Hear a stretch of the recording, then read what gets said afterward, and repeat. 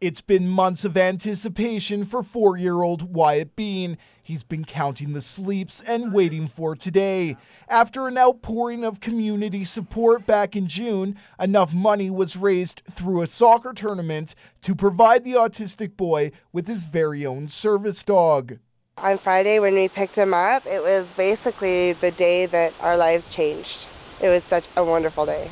Walker has been specifically trained by Vancouver-based Leash of Hope assistance dogs to provide Wyatt an extra level of independence and give his family additional support as he transitions into school.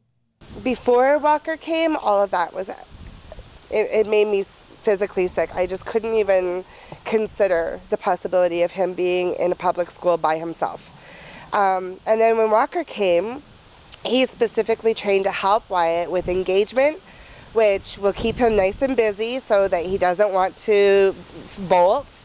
Walker is a tool for emotional stability and regulation and co-regulation.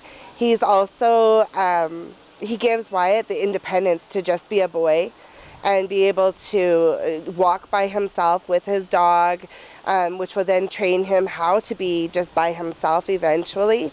Seeing how much relief and how much of a resource this is going to be for them, and a resource at school, so there's not as many people always needed. I mean, people are great, but everybody needs some independence.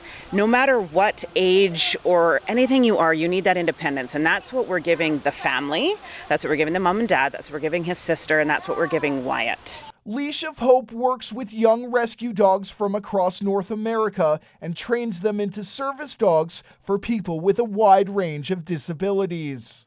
We prepared him as much as we could with skills like putting him in high-intensity kid environments in Vancouver, which really helped give him the exposure that he needed to do this kind of work, but he also really enjoyed it, which was a really good sign for us.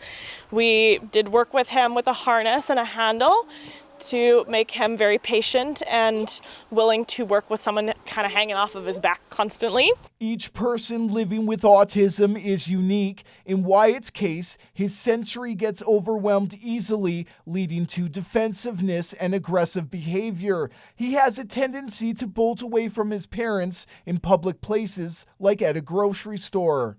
We kind of get judged, and Wyatt gets judged and whatnot, and yesterday the only crying was from me, and it was because I was so happy because they were just walking. Everybody was just walking, and we were just shopping, and I wasn't having to pick stuff up off the floor that had been taken off of the aisles, and I couldn't hear my son screaming across Walmart. So it was such an amazing moment for me to just stand back and take videos and pictures of my family just shopping, and people were still looking at us, but it was in such a different way. It was like, oh, he has a dog. Oh, that's so great. It's so great you could do that for him. And the interactions between us and the community were so much more positive instead of, whoa, look at that family. It was like, wow, look at that family. So that was one of the biggest rewards. The family says they would like to thank all the sponsors and members of the community who provided Wyatt with a service dog that will not only look after his health and safety, but will also become his lifelong friend. Brendan Miller, CJDC-TV News, Fort St. John.